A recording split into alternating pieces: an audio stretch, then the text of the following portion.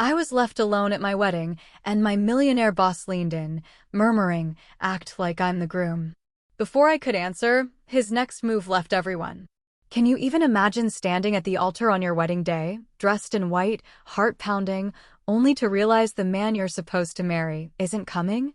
The whispers, the crushing humiliation, and then, in that absolute nightmare, my millionaire boss leaned in and whispered, "Play along. Pretend I'm the groom." My world, already shattered, just broke open all over again.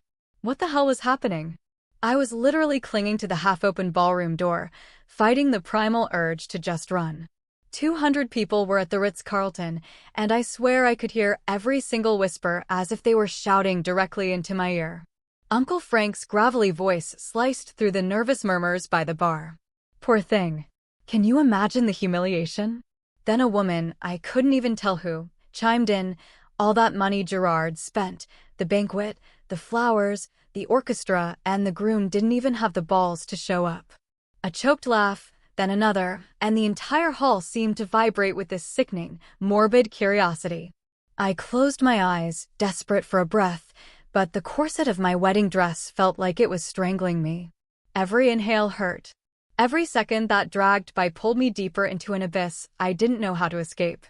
"I saw him this morning." Posted an Instagram story. Someone blurted out that juicy, gossipy tone people relish. He was at the airport. JFK Terminal 4, international flights. I knew the guy left the country. Are you kidding me? He went to Vegas with his buddies. Here's the proof, check my phone. The murmuring swelled into a sickening wave, carrying nervous giggles, faint gasps of surprise, and increasingly merciless comments. My legs trembled beneath yards of French lace. The bouquet of white roses slipped from my hands and hit the floor with a dull thud.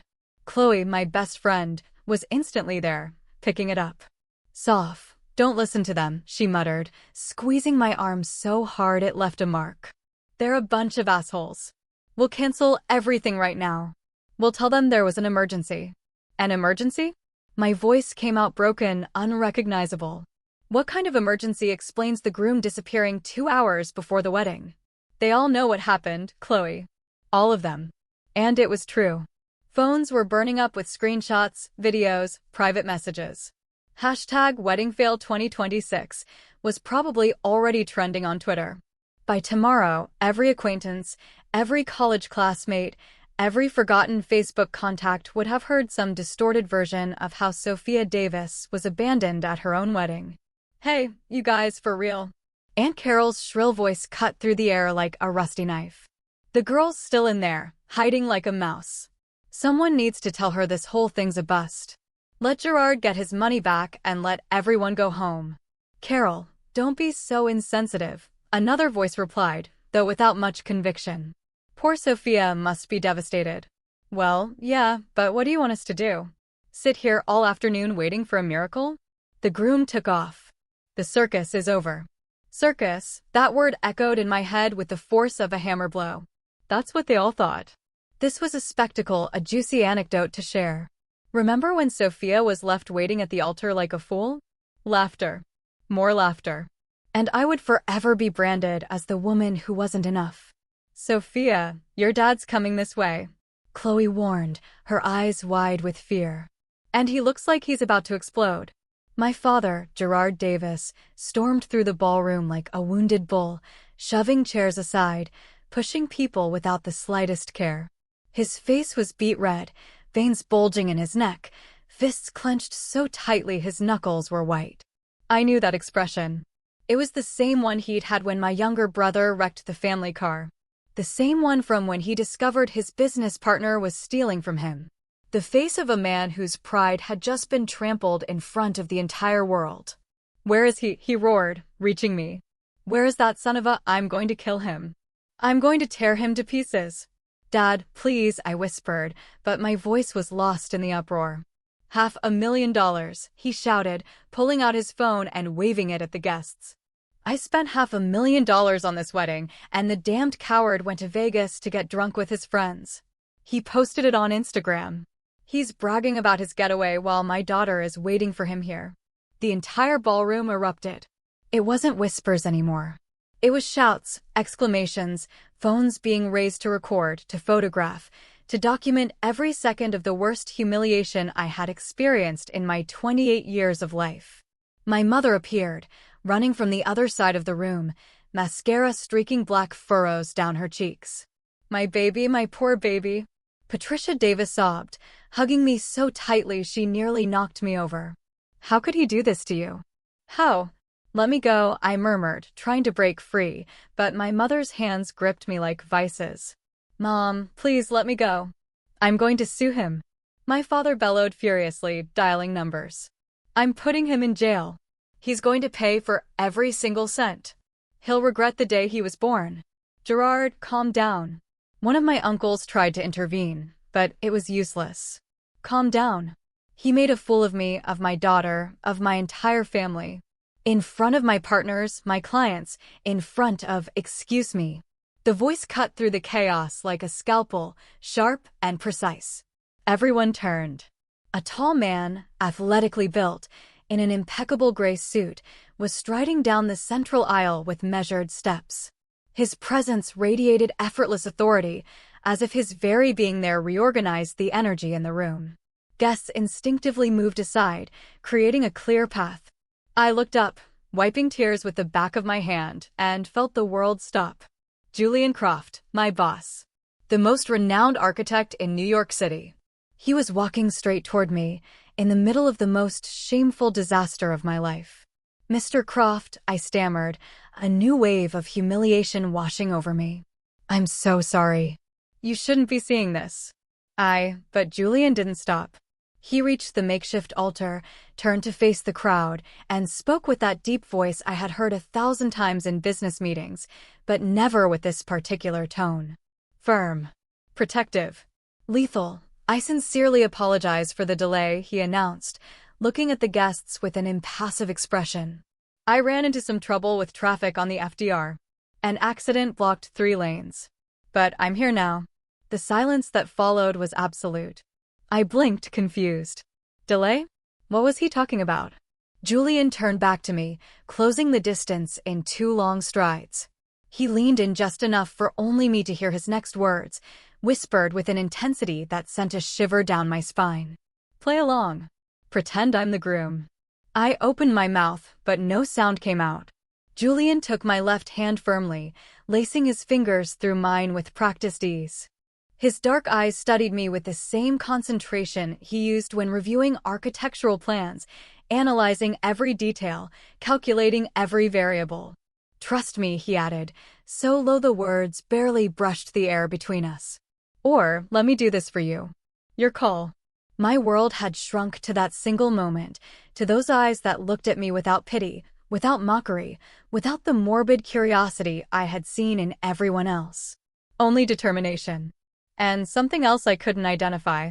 "Julian, you can't," I murmured, aware that 200 pairs of eyes were still fixed on us. "This is insane. You can't just, I can. And I'm going to. So, I need you to decide right now. Do you want everyone here to go home with the story of how you were abandoned? Or would you rather give them something completely different to think about?" My father stepped forward, frowning. "And who are you? What's going on here?" Julian released my hand just long enough to extend his own toward Gerard Davis in a cordial gesture. "Julian Croft, architect. Sophia's boss at the firm. And the man who's going to marry your daughter today." The collective gasp was deafening. My mother swayed, clutching her sister's arm for support. My father stared at Julian as if he had just announced he was an alien. The murmurs exploded in every direction, mixing into an incomprehensible whirlwind of surprise, confusion, and disbelief. "What the hell?" my father began. But Julian had already turned back to me, completely ignoring the chaos he had just unleashed. He held out his open hand, patient, waiting. An invitation. An escape. A decision that would change everything. "It's your decision, Sophia," he repeated. "But decide now." I looked at that outstretched hand, then at my father, red with fury and confusion. At my mother, crying uncontrollably. At the guests, with their phones held high, recording, waiting for the next chapter of the scandal. At Chloe, who stared at me wide-eyed, not knowing what to do. And then I heard Uncle Frank's voice filter through the noise again. Who does this guy think he is? Superman to the rescue? This is getting good. More laughter. More ridicule. More humiliation.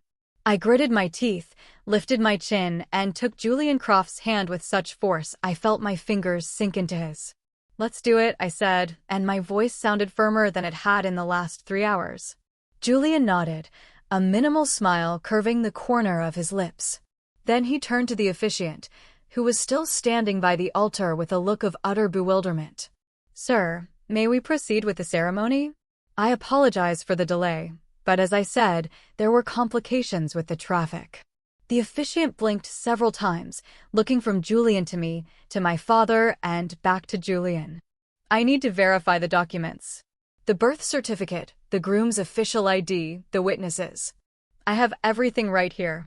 Julian pulled a leather wallet from the inside of his jacket and extracted perfectly folded documents. My ID, my birth certificate. The witnesses can be the same ones who were already designated. Any problem with that? The officiant took the documents with trembling hands, reviewing them with professional meticulousness. I took that moment to get closer to Julian and hiss between my teeth. You bring your birth certificate to a wedding. Who does that? Someone who is prepared for any eventuality, he replied without looking at me, maintaining that mask of absolute serenity. This is crazy. We can't actually get married.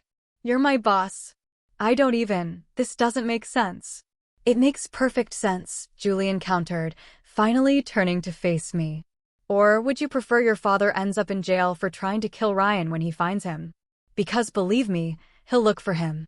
And knowing Mr. Davis's temper, it won't end well. I glanced at my father, who was still clenching his fists, his face contorted, muttering threats as he dialed numbers on his phone. Julian was right. My father was capable of catching the first flight to Vegas, finding Ryan, and doing something stupid he would regret for the rest of his life. The documents are in order, the officiant announced, though his tone was still hesitant. But I must advise you that this is a legally binding act. Once you sign, you will be legally married under the laws of this state. Are you certain you wish to proceed? Julian looked at me. I felt the weight of that gaze, the silent question it held. I could still back out, still say no, face the humiliation, let everyone go home with their version of the story. Or I could do this. This absolute madness that made no sense, but which in some twisted way did. We're sure, I replied before my brain could convince me otherwise. The officiant nodded slowly. Very well. Then let us proceed. He turned to the guests, cleared his throat, and spoke in a professional voice. Ladies and gentlemen, we will now begin the civil ceremony between Miss Sophia Davis and Mr. Julian Croft. I ask for your silence and respect during the proceedings. The murmuring didn't stop completely, but it subsided to a more manageable level. Phones were still up. Faces still showed disbelief, but at least they weren't shouting anymore. Julian guided me to the altar with measured steps, his hand firm on the small of my back, a protective gesture that sent shivers down my spine. Are you okay? He asked in a low voice as we positioned ourselves before the officiant. No, I answered with brutal honesty. None of this is okay. I know. But we're going to make it look like it is. The officiant began reciting the standard protocol, reading articles from the state code in a monotone voice. I barely processed the words. My mind was still spinning, trying to understand how I had gone from waiting for Ryan to standing at the altar with Julian Croft, my boss, the man with whom I had exchanged exactly 3 personal conversations in 3 years of working together. Do you, Julian Croft, take Sophia Davis to be your lawfully wedded wife? The officiant asked. I do, Julian answered without hesitation, looking directly into my eyes. My heart skipped a beat. This was happening. It was really happening. And do you, Sophia Davis, take Julian Croft to be your lawfully wedded husband? I opened my mouth. The words caught in my throat. Everyone was waiting. Julian was watching me with that intensity that made it impossible to look away. My father was still frowning. My mother was crying harder. Chloe was biting her nails. The guests held their breath. I do, I finally whispered, and the 2 words came out like a sentence. By the power vested in me by the state of New York, I now pronounce you husband and wife, the officiant announced. You may kiss the bride. Panic. They hadn't planned for that. Well, they hadn't planned for any of this, but they definitely hadn't talked about kissing. Julian must have read the terror on my face because he leaned in just slightly, brushing his lips against mine in a contact so brief and chaste it barely qualified as a kiss. But it was enough to unleash a storm of applause, whistles, shouts, and camera flashes. It's done, Julian murmured against my ear. Now smile and breathe. The worst is over. But as we turned to face the guests, our hands intertwined and forced smiles on our faces, I couldn't help but think that the worst was just beginning. The applause echoed like distant thunder as I tried to process what I had just done. Married. I had married Julian Croft, my boss, the man who 3 hours ago I barely knew beyond executive meetings and corporate emails. His hand was still holding mine firmly, anchoring me to a reality that felt completely surreal. Congratulations, sweetheart.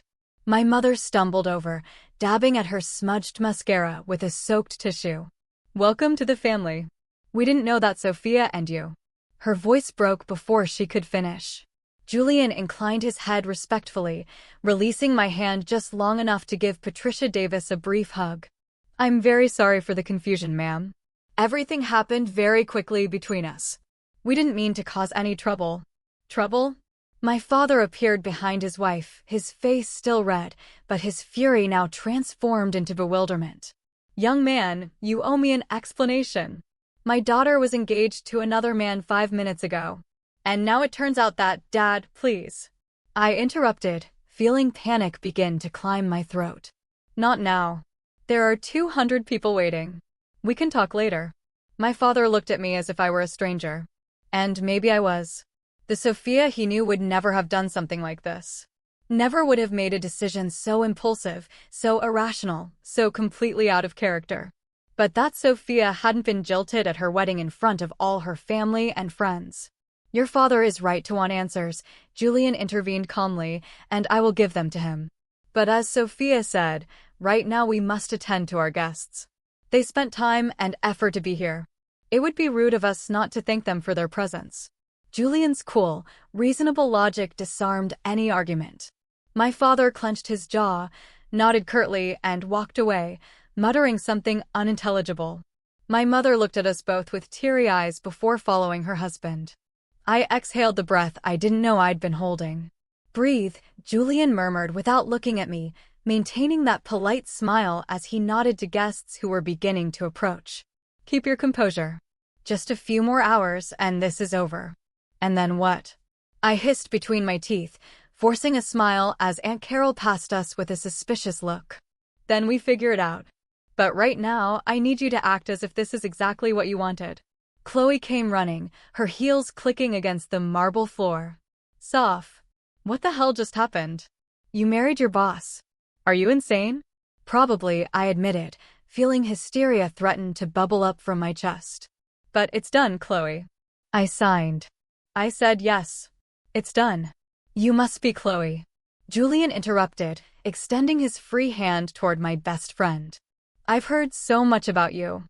Sophia talks about you all the time. Chloe shook his hand warily, studying him as if he were a puzzle she needed to solve. I don't remember Sophia mentioning anything about you too. Not once. We preferred to keep it private, Julian replied without flinching. Given the professional circumstances, it seemed the most sensible thing to do. Right. Sensible. Because getting married by surprise in the middle of a disaster is so sensible. Chloe, please. I begged. Not now.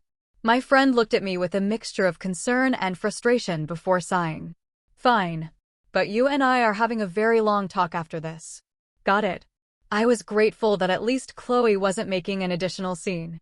The event coordinator approached with his clipboard, looking considerably more relieved than he had 20 minutes ago. Mr. and Mrs. Croft? Shall we proceed with the reception? The banquet is ready, the orchestra is awaiting instructions, and the guests are starting to ask about the toast. Julian consulted his watch. A Patek Philippe that probably cost more than my car. Go ahead. Everything is planned. Perfect.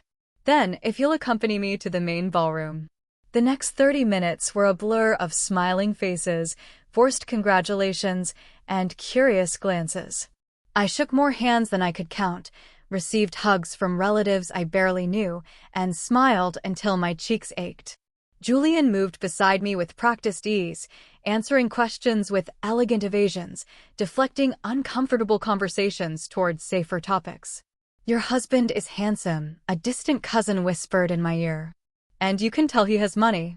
Just look at that suit, those shoes. That watch must cost as much as my house." "Yes," I replied automatically, not knowing what else to say. "So, how did you meet? Because just yesterday you told me you were marrying Ryan and now it's complicated." I cut in. "Excuse me. I think my mom is calling me." I fled before my cousin could ask any more questions, taking temporary refuge beside one of the columns decorated with white flower garlands, trying to catch my breath. The corset was still squeezing my ribs. The veil felt like it weighed a ton on my head. My high heels were killing my feet. And worst of all was the constant feeling of acting in a play where no one had given me the script. "Are you okay?" Julian's voice startled me. I hadn't heard him approach. He offered me a glass of champagne, which I accepted with trembling hands. "No," I admitted, taking a long sip that burned my throat. "I'm not okay. None of this is okay. I know. But you're handling it better than you think." "Better?" "Julian, I just married you. I don't even know what your favorite color is. I don't know if you have siblings. I don't know where you live. I know absolutely nothing about you except that you're an architectural genius and you hate decaf coffee." A minimal smile curved Julian's lips. "Navy blue. I have a sister who lives in Barcelona.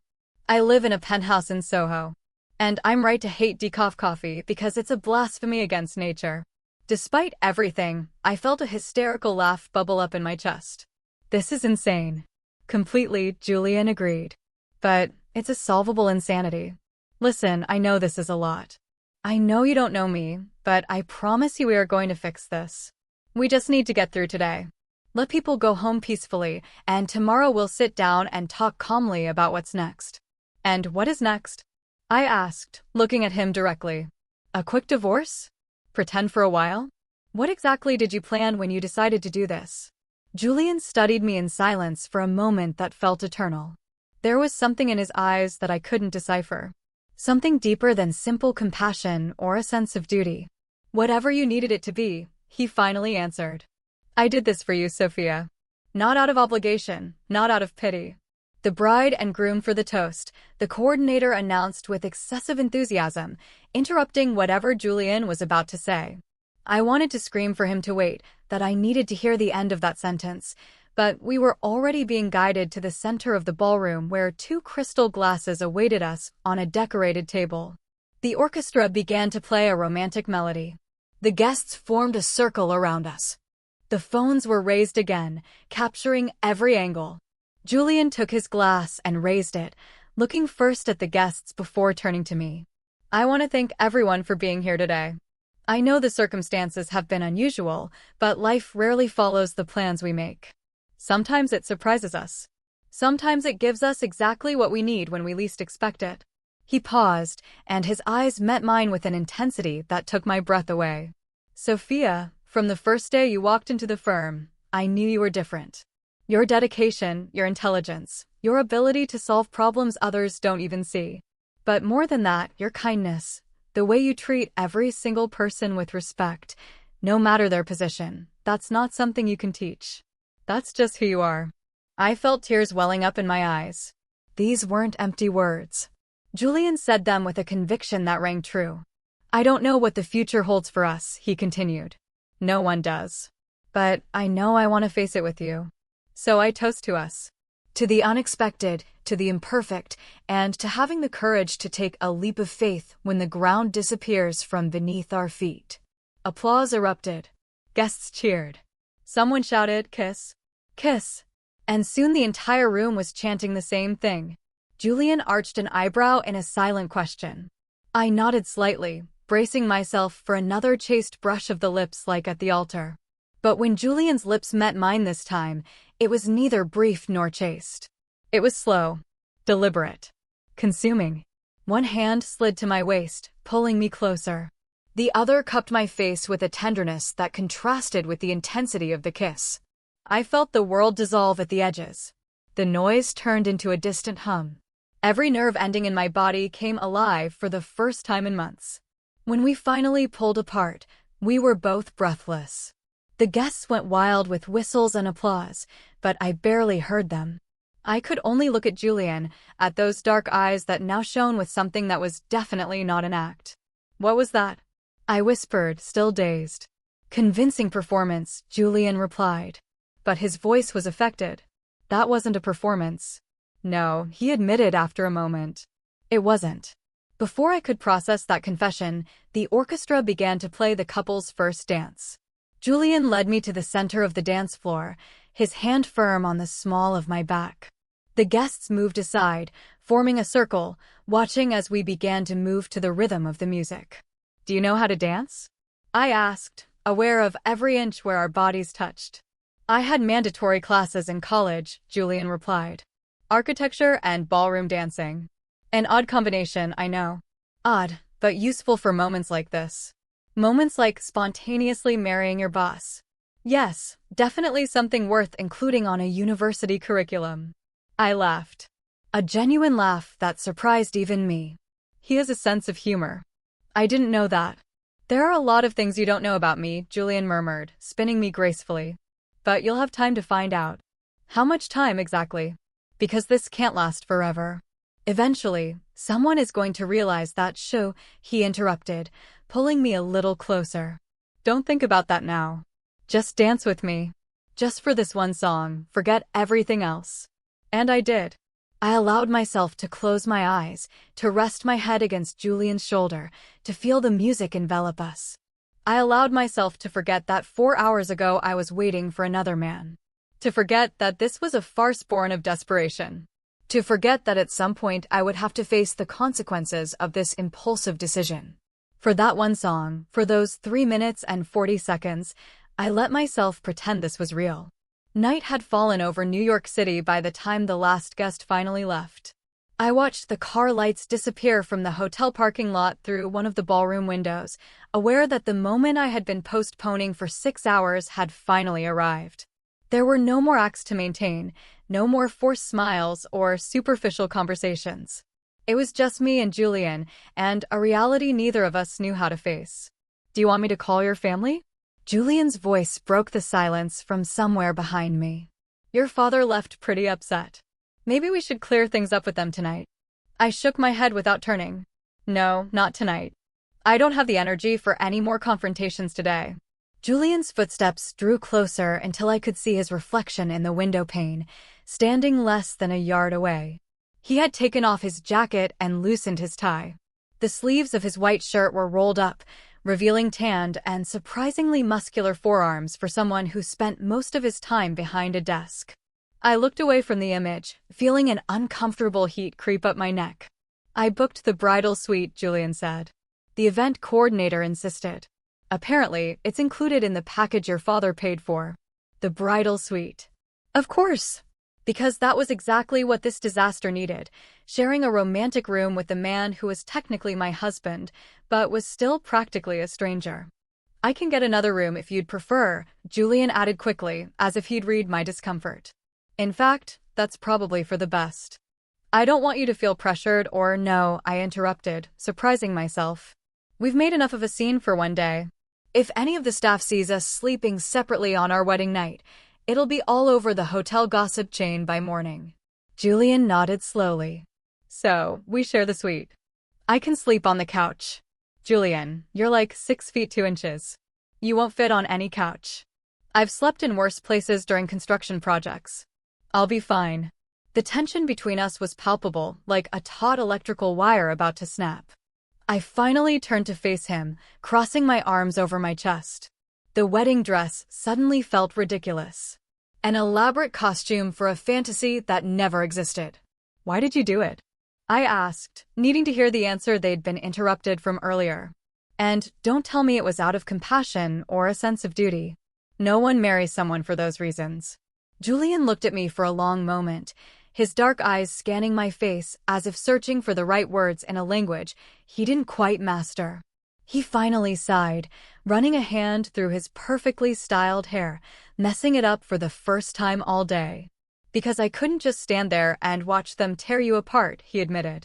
I heard what they were saying, the comments, the laughter, the morbid curiosity, and I saw your face when you came out of that room. I saw you trying to hold it together while your world was falling apart, and I couldn't stand it. But that doesn't explain why you decided to marry me. You could have done 1,000 different things. You could have gotten me out of there, canceled everything, helped me escape. You didn't have to marry me.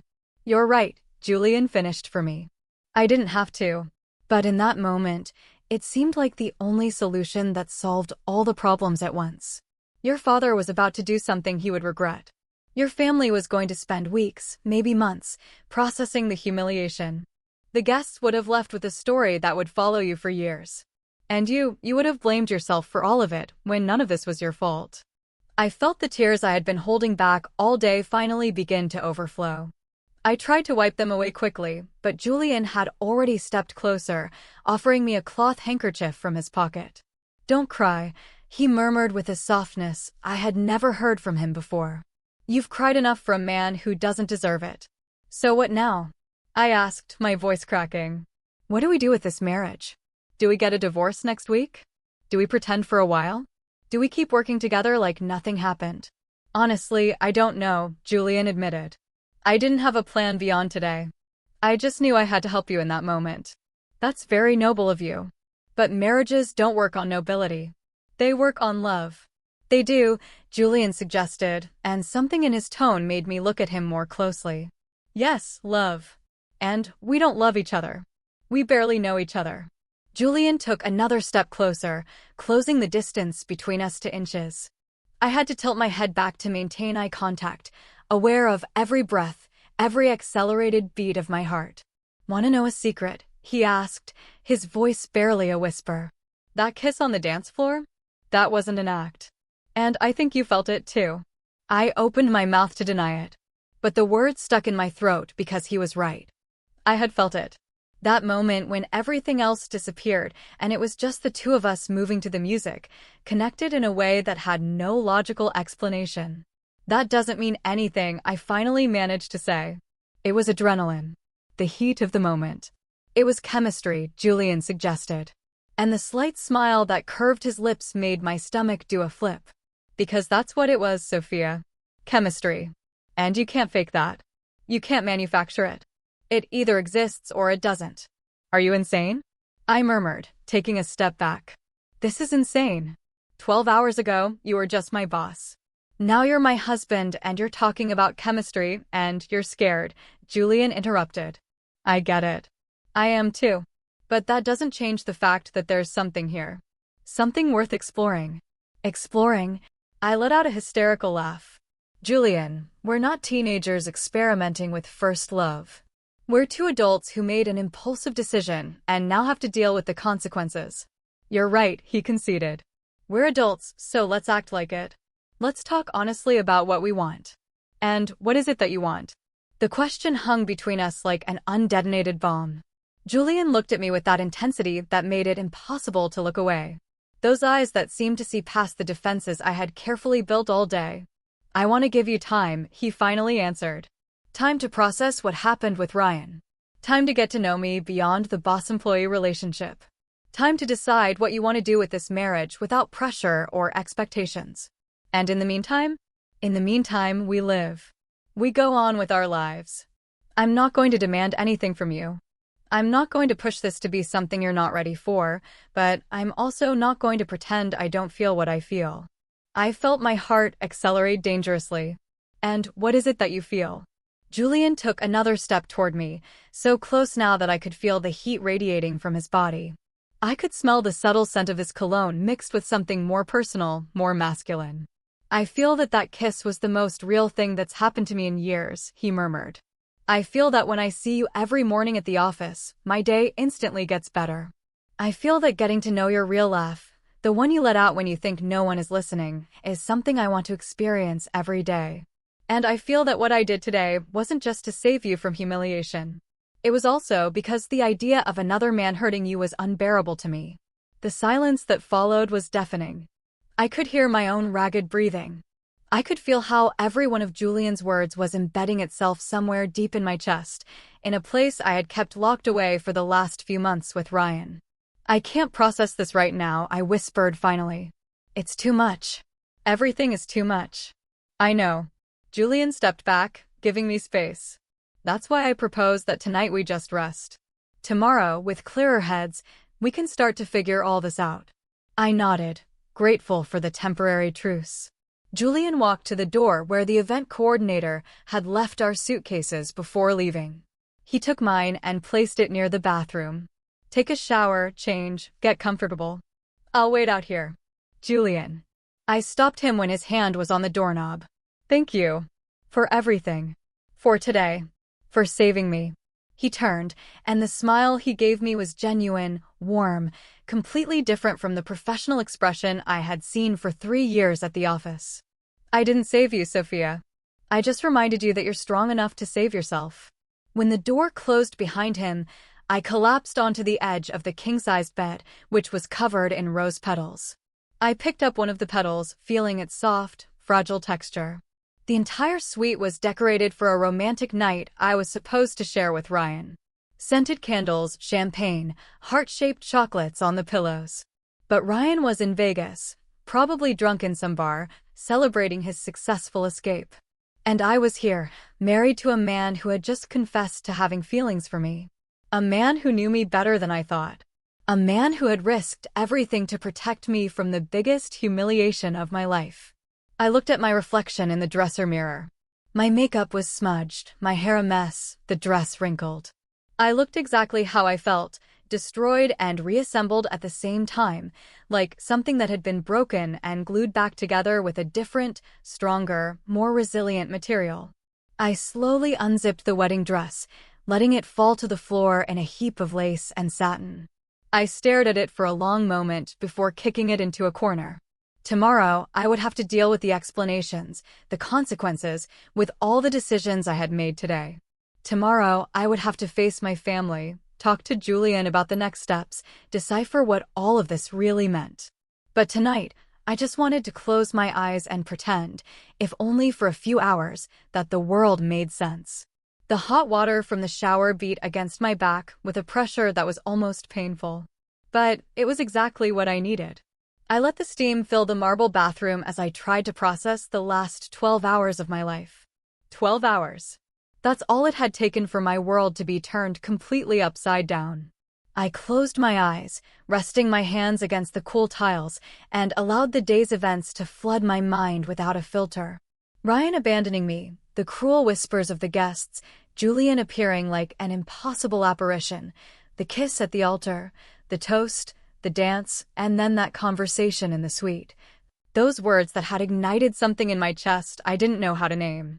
Asterisk, I feel that kiss was the most real thing that's happened to me in years. Asterisk, Julian's words echoed in my head. How was it possible that a man I barely knew could say exactly what I needed to hear? And why did my body react this way every time he came near? He was my boss, for God's sake. My handsome, intelligent, successful boss who had apparently been watching me for 3 years without my ever noticing. I turned off the shower and stepped out, wrapping myself in a fluffy white towel. I checked my suitcase, mentally thanking Chloe for packing something other than the ridiculous lingerie set I'd bought for my honeymoon. I found a pair of comfortable cotton pajamas. Nothing seductive, perfect for the awkward situation I was in. When I came out of the bathroom, I found Julian standing by the window, looking out at the city lights. He had changed into a gray t-shirt and sweatpants. Without the formal suit, he looked younger, more approachable, less like the millionaire architect, and more like a normal man dealing with an extraordinary situation. Feeling better, he asked without turning, as if he had sensed my presence. Cleaner, at least, I replied, running a hand through my damp hair. I'm not sure better is the right word. Julian finally turned, and I noticed the lines of exhaustion around his eyes. It had been a long day for both of us. He gestured to the room service he'd ordered while I was in the shower. 2 plates of pasta, a salad, bread, and a bottle of red wine. I thought you might be hungry. You didn't eat anything at the reception. My stomach rumbled in response. He was right. I had been so busy smiling and acting that I hadn't had a bite since breakfast, which now seemed like a lifetime ago. Thank you, I murmured, sitting in one of the armchairs near the table. You didn't have to do this. Of course I did. Julian sat across from me, pouring wine into 2 glasses. You need to eat, and I need to process all this with something in my stomach, too. We ate in silence for the first few minutes. A silence that was surprisingly not uncomfortable. It was almost companionable, as if after surviving the day's battle together, we had earned the right to simply exist in each other's space without needing to fill every second with words. What are you going to tell your family tomorrow? Julian finally asked, setting down his fork. Your father practically demanded an explanation. I sighed, taking a long sip of my wine. The truth, I guess. Or at least a version of it. That Ryan left me, that you helped me, that things got complicated and... My thoughts trailed off. This question has been gnawing at me since I signed the marriage license. I don't know. How are we going to handle this? We can't just keep working together like nothing happened. The whole firm is going to find out. They probably already have, Julian pointed out. Social media moves fast. By tomorrow morning, everyone in the office will have seen at least 3 different versions of what happened today. I felt nauseous. I hadn't thought about that. My coworkers, the clients, the vendors, they would all know I had married my boss on the same day my fiancé abandoned me. The speculation would be merciless. Hey, Julian's voice pulled me out of my spiral of panic. Look at me. I obeyed, meeting those dark eyes that studied me with genuine concern. We are going to handle this together, he continued. If anyone has something to say, they can say it to my face. And if anyone dares to disrespect you, they will have to answer to me. Understood? The protective ferocity in his voice stirred something in my chest. Ryan had never defended me like that. He had never fought for me. I had always been the one to smooth things over, apologize for things that weren't my fault, make everything work. Why are you doing this? I asked quietly. Why do you care so much? Julian put his glass down and leaned forward, shortening the distance between us. Because for 3 years, I've watched you give your all at that firm. Watched you come in early, leave late, solve problems that aren't your responsibility. Watched you smile even when I know you're tired or frustrated. And I also saw you with Ryan. I blinked, surprised. What? The few times he came to the office to pick you up. I saw how he talked to you like you were his personal assistant instead of his partner. Like your accomplishments were less important than his. And I saw how you made yourself smaller every time he was around. As if you needed to take up less space so he could shine brighter. The words hit me like punches because they were true. Every single one was true. And the fact that Julian had noticed when I myself was only just beginning to admit it was devastating. I loved him, I whispered. Though the words sounded hollow even to me. Did you love him? Or did you love the idea of what you were supposed to be? Julian asked gently. Because from the outside, Sophia, it didn't look like love. It looked like habit. It looked like fear of being alone. It looked like you were settling for less than you deserve because it was easier than admitting you were with the wrong man. I felt tears threatening to spill again.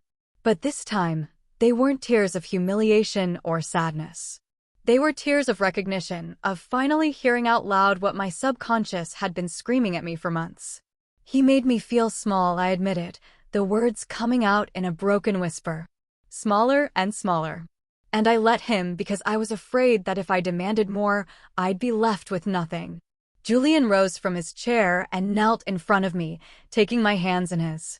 The gesture was so unexpected, so tender, that I couldn't help but stare into those eyes that saw me as if I were something precious, something worth protecting. Listen to me very carefully, Sophia Davis, he said with an intensity that took my breath away. You are not small. You are brilliant, talented, and capable of things most people can't even imagine. And any man who doesn't see that, who doesn't celebrate that every single damn day, doesn't deserve a second of your time. Julian, I know this is complicated. I know your life just exploded, and the last thing you need is more pressure. But I also need you to know that when I look at you, I don't see an executive assistant. I don't see an employee. I see an extraordinary woman who deserves to be loved exactly as she is, without having to make herself small so someone else can feel big. I felt my heart pounding so hard I was sure Julian could hear it. The defenses I had been carefully maintaining all night began to crack, revealing something vulnerable and terrifying underneath. "I don't know how to do this," I confessed. "I don't know how to be your wife. I don't know how to let you in. I'm scared of what?" he prompted when I hesitated. "That this is too good to be true. That I'll wake up tomorrow and find out you were just being kind because you felt sorry for me. That when you really get to know me, when you see all my flaws and my insecurities, you'll realize I wasn't worth the risk you took." Julian released one of my hands to caress my cheek with his thumb, wiping away a stray tear. "Do you want to know what I see when I look at you? I see someone who shows up every day and gives her best, even when no one is watching. I see someone who treats the cleaning staff with the same respect she gives to billionaire clients. I see someone who stayed until 2 a.m. helping a colleague with a project that wasn't even her responsibility. I see strength disguised as kindness. I see intelligence mixed with humility. And yes, I see insecurities and flaws because you're human. But that doesn't make you any less extraordinary. It makes you real." I didn't know who moved first. Maybe we both did at the same time, drawn by a force neither could name. All I knew was that suddenly Julian's lips were on mine. And this kiss was not like the others. It wasn't for an audience. It wasn't an act. It was hunger and need and something much more dangerous. Julian's hands tangled in my damp hair, pulling me closer. I responded with the same intensity, letting all the pain and confusion of the day transform into this physical connection that made more sense than anything. We moved clumsily toward the bed, stumbling over the coffee table, laughing against each other's lips when we nearly fell. Julian laid me gently on the mattress, propping himself above me with his arms on either side of my head. His eyes scanned mine with a silent question, giving me space to pull back if I needed it. "Are you sure?" he asked, his voice rough. "We can stop. You don't have to do anything you don't want to." I looked at him. This man who had appeared out of nowhere and changed everything. This man who saw me, really saw me, in a way no one else ever had. And I made a decision. "I'm sure," I whispered, pulling him down to me. "For the first time in a long time, I am completely sure of something." And when our bodies met, when every touch ignited nerve endings I had forgotten I had, when whispers turned to moans and caresses became desperate, I knew I had crossed a line from which there was no return. This was no longer a farce, no longer an act. It was real, tangible, all-consuming. And for the first time since I woke up that morning believing I would marry Ryan, I felt like I was exactly where I was supposed to be. The morning light filtered through the sheer curtains as I awoke, wrapped in sheets that smelled of him, and a warmth I hadn't experienced in years. Julian slept beside me, one arm draped protectively over my waist. His face looked younger in repose, the lines of tension softened, his lips slightly parted in an expression of absolute peace. I allowed myself to watch him for a long moment, processing the magnitude of what had happened. 24 hours ago, I was preparing to marry Ryan, convinced I was making the right choice. Now I was here, naked under the sheets with a man who had been practically a stranger, and who somehow knew me better than anyone. Julian's phone vibrated on the nightstand, breaking the morning stillness. He stirred slightly, tightening his hold on my waist before his eyes fluttered open. When he saw me watching him, a slow, devastating smile curved his lips. "Good morning," he murmured, his voice rough with sleep. "Good morning," I replied, feeling heat rise in my cheeks as I remembered the previous night with perfect clarity. Julian reached for his phone, frowning at the screen. 32 messages. 15 missed calls. "This is going to be interesting." "From who?" "Your family mostly. Some from the office too. And apparently, my sister in Barcelona found out and is demanding an immediate explanation." I groaned, burying my face in the pillow. "I don't want to deal with this yet. Can we just stay here forever and pretend the outside world doesn't exist?" Julian laughed, a deep sound that rumbled in my chest. "I'd love to, but eventually we have to face the music. Or at least answer a few texts before your father comes to break down the door." As if summoned, my phone began to ring. My mother's name flashed on the screen. I looked at Julian in obvious panic. Answer it, he urged. The longer we wait, the worse it will be. I took a deep breath and answered. Mom? Sophia Davis, where are you? Are you okay? Your father and I have been up all night trying to understand what on earth happened yesterday. How did you end up married to your boss? Mom, calm down. I'm fine. I'm in the hotel suite with Julian. The silence on the other end of the line was deafening. Then, in a carefully controlled tone, my mother asked, with Julian? In the suite? Together. We're husband and wife, Mom. Technically, this is where we're supposed to be. Don't give me technicalities, young lady. Yesterday, you were going to marry Ryan. Today, you wake up with a completely different man. How do you expect us to process this? I felt Julian's hand slide onto my thigh in a silent gesture of support. That simple touch gave me the courage I needed to continue. Ryan abandoned me, Mom.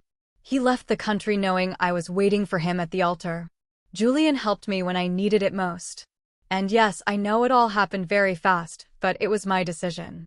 No one forced me. And now what? Are you going to continue with this farce, or are you going to get a divorce like any sensible person would after an impulsive marriage? The question hung in the air. I looked at Julian, searching for any indication of his thoughts, but his dark eyes only reflected the same question back at me. What now?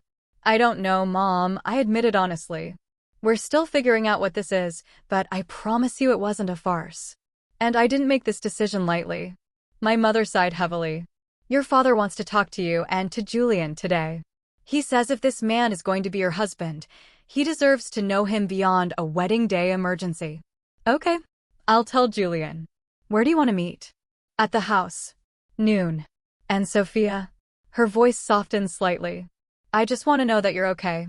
That this is what you really want. I looked at Julian again, at this man who had swept into my life like a hurricane and changed everything. This man who had watched me fall apart and instead of walking away had chosen to hold me up. This man who had made me feel more in one night than Ryan had in 2 years. I'm okay, Mom, I replied with a certainty that surprised even myself. Better than I've been in a very long time.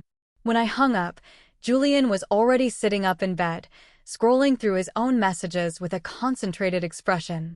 I took the moment to watch him unabashedly. The morning light played across the lines of his back, highlighting muscles that definitely didn't come from sitting behind a desk all day. What? He asked without turning, but I could hear the smile in his voice. Nothing. Just wondering how I never noticed my boss is incredibly fit. Julian turned with an arched eyebrow. Incredibly fit. That's all I get after last night. I laughed, throwing a pillow at him, which he caught easily. You're impossible. And you're beautiful, he replied with a simplicity that stopped my heart. Especially in the morning, with your hair all messy and that smile you try to hide. The moment turned intimate again, charged with the chemistry that had exploded between us the night before. Julian set his phone aside and moved closer, capturing my lips in a slow, deep kiss that promised more. We have to go see my parents, I murmured against his lips when we finally broke apart. I know they're going to ask a million questions. I'm prepared. My dad will probably try to intimidate you. He won't be the first. I pulled back to look at him directly. Julian, this is serious. They're going to want to know what we are, what we're going to do, if this is real or temporary, and I don't know how to answer those questions. Julian cupped my face in his hands, forcing me to hold his gaze. Then we answer together. With the truth. And what is the truth? That it started as an impulse to save you from a horrible situation. But that somewhere during the night, it stopped being an act and became something real. Something I want to explore. Something I think is worth trying for. What if it doesn't work? I asked quietly. What if in a month or 2 we find out it was just the adrenaline of the moment? What if we ruin everything we had before by chasing something that isn't meant to last? And what if it does work? Julian countered. What if this is exactly what we both needed and we were just too blind or too scared to see it? What if wasting this opportunity out of fear is the real mistake? I closed my eyes, feeling the weight of the decision. I could run now. I could ask Julian to annul the marriage, pretend none of this happened, go back to the safe, predictable dynamic of boss and employee. It would be the sensible option, the one my rational brain was screaming at me to take. But my heart, that treacherous organ that had been dormant for so long, had finally woken up, and it was telling me something completely different. "I want to try," I whispered, opening my eyes to meet Julian's intense gaze. "I want to see where this goes, but I need you to be honest with me. If at any point you change your mind, if you regret doing this, I need you to tell me. I can't survive another abandonment." The pain that crossed Julian's face was visceral. "Sophia, look at me. Really look at me. I am not Ryan. I'm not going to disappear when things get tough. I'm not going to make you feel small to make myself feel big. And I am definitely not going to abandon you because I get scared of what I feel." "And what is it that you feel?" Julian smiled. That slow, devastating smile that did dangerous things to my heart rate. "I'm still figuring it out. But I know that when I see you, something in my chest tightens. I know your laugh is my favorite sound. I know the idea of seeing you every day makes me want to get up in the morning. And I know that what happened last night was just the beginning of something much bigger." I felt tears stinging my eyes. But this time they were tears of relief, of hope, of finally feeling chosen without conditions. "I need a shower," I announced, trying to lighten the mood before I completely fell apart. "And coffee. Lots of coffee. Want some company in that shower?" Julian asked with a mischievous grin. "Absolutely not. If you come in there with me, we'll never leave this suite, and my parents will literally send the police to find us." Julian laughed, kissing me one more time before letting me go. "Fine, I'll order breakfast. What do you like?" Surprise me. As I disappeared into the bathroom, Julian picked up his phone and decided to deal with the messages from his sister, Elena. Each one more insistent than the last. He opted for a video call, bracing for the inevitable interrogation. Elena's face appeared on the screen, her expression a mix of amusement and exasperation. "Julian Croft, you got married and you didn't even tell me." "Good morning to you too, Elena." "Don't good morning me. Explain yourself right now. I saw the pictures on Instagram. Who is she? And why do all the comments say it was a surprise wedding because the other groom didn't show up?" Julian sighed, running a hand through his hair. "It's complicated. I've got time. And it had better be a good story because Mom is freaking out. She's already booked a flight for tomorrow." "Of course she did," Julian muttered. "Look, the short version is, Sophia works for me. Her fiancé abandoned her at the altar. I stepped in. We got married. And it turns out there's something real here worth exploring."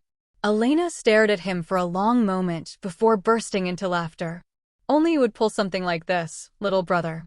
Only you. It wasn't planned, obviously. But tell me, is there really something there? Or are you just playing the knight in shining armor?" Julian thought about the night before, about every kiss, every touch, every word whispered in the dark. He thought about how it felt to wake up with Sophia in his arms, as if something that had been misaligned for years had finally clicked into place. "There's something," he admitted. "Something big." Elena's smile softened. "Then fight for it.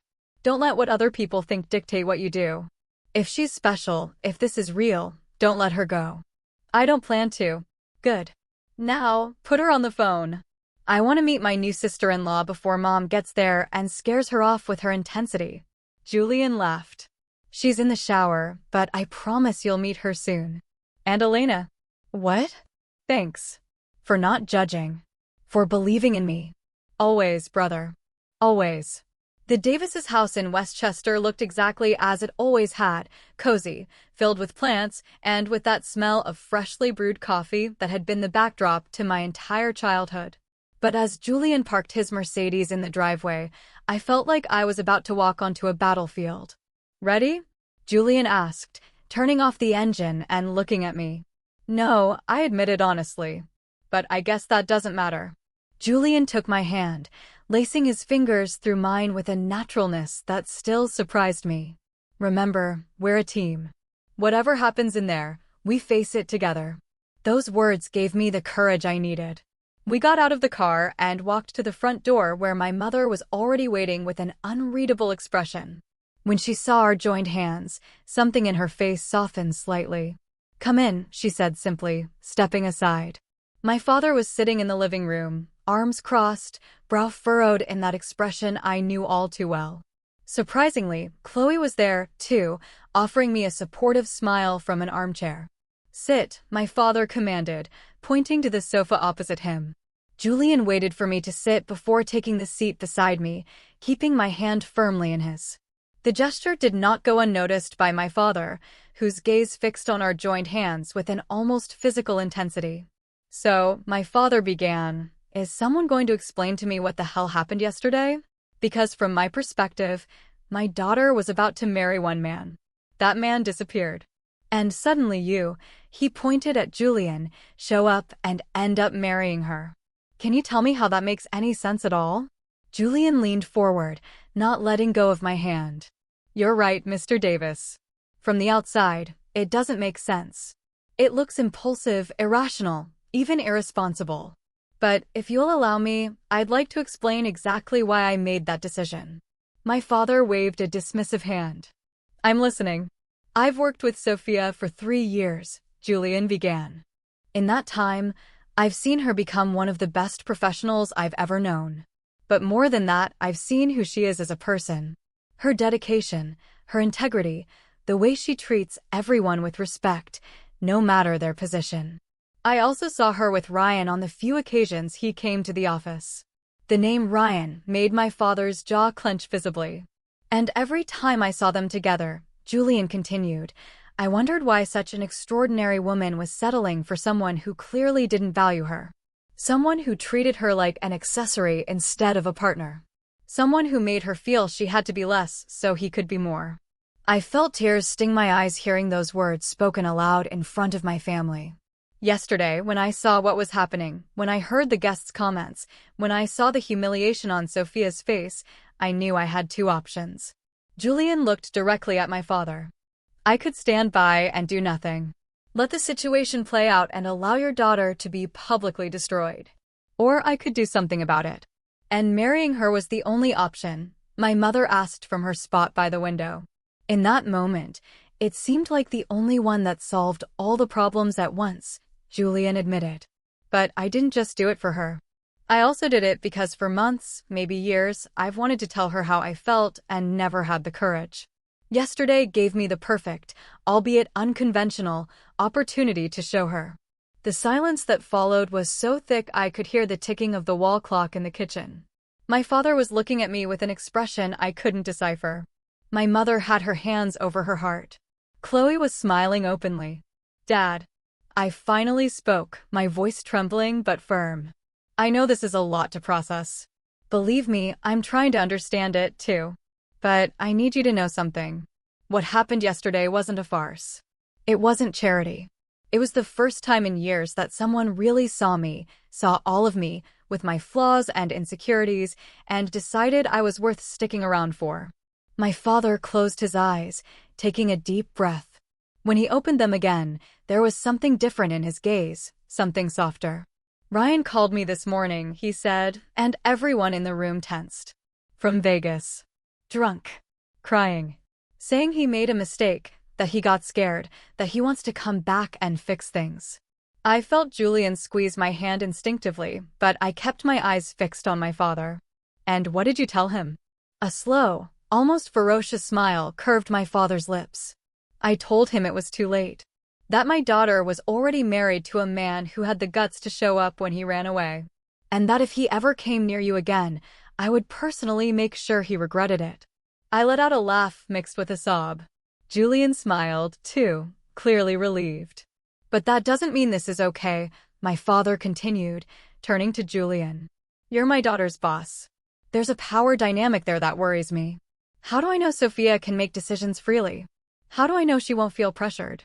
Obligated?" "I'll step down," Julian said without hesitation. Everyone stared at him in surprise, including me. "What?" I asked. "Julian, you can't resign from your own company." "I'm not resigning from the company," Julian clarified. "I'm resigning as your direct supervisor. I'll have my partner reassign you to another department under another lead. Or better yet, we can promote you to project manager like I should have 6 months ago. That way you work independently with your own team, and there's no conflict of interest." "Julian, that's not necessary. It is, he interrupted, looking at me with that breath-stealing intensity. Your father is right. I never want you to feel trapped in this relationship for professional reasons. I want you to be with me because you want to be, not because you feel you have to be. My mother came over, perching on the arm of her husband's chair. And what about you two? What is this exactly?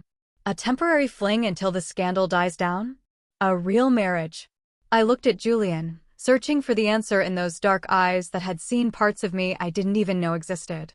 He met my gaze with a small smile, squeezing my hand. It's real, we both said at the same time, then laughed at the perfect timing. I don't know how this is all going to work, I admitted. I don't know if in 6 months we'll feel as certain as we do now or if we'll find out this was just a moment of madness, but I do know that I want to try.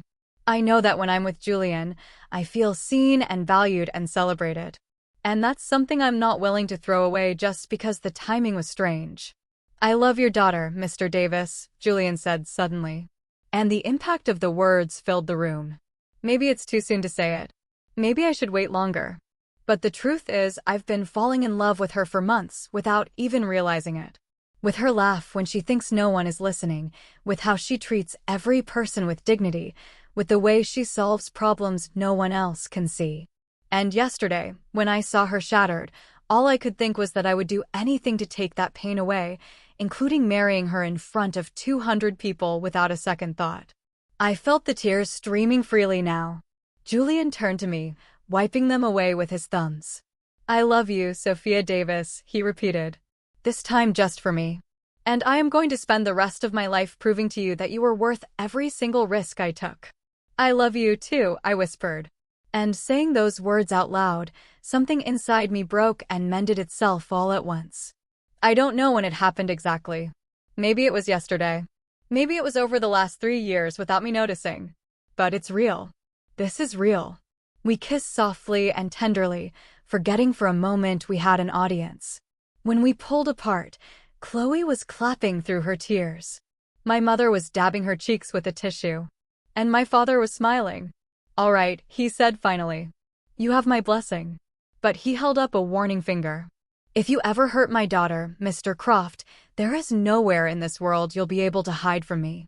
I have no plans to hurt your daughter, sir, Julian replied seriously. I plan to love her exactly as she deserves to be loved. Every day. Forever. My mother stood up, drying her eyes. Well, if you're going to do this, you're going to do it right. No living in sin or any nonsense. You're married, so now comes the important part. Getting to know each other, building a life, doing things the right way. Mom, we're already legally married. I pointed out. Legally, yes. But you need a church blessing and a proper honeymoon and for Julian to meet the rest of the family under less chaotic circumstances. Patricia, breathe. My father interrupted with amusement. Let the kids live one day at a time. Chloe came over, hugging me tightly. I am so happy for you, she whispered in my ear. You deserve this. You deserve all of this and more. Thanks for being here, I replied.